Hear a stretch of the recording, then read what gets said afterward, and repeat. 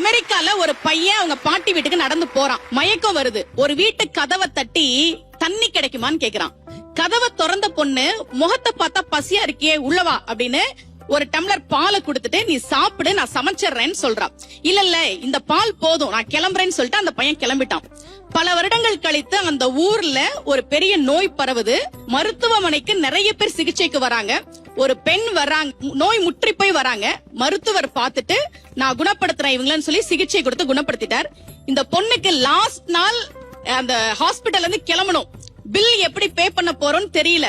Bill வருது. அதுல எழுதியிருந்த வாக்கியம் உண்மையாக அமெரிக்காவில் நடந்தது.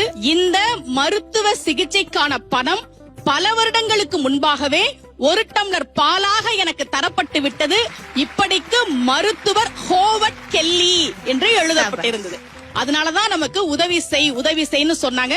பக்தியில அன்னதானத்தையும் தானம் செய்வதையும் ஒரு அங்கமாகவே வைத்ததற்கு காரணம், நீ எதை கொடுக்கிறாயோ அது பல மடங்கு உனக்கு நிச்சயமாக திரும்பி வரும் என்பதால் தான்.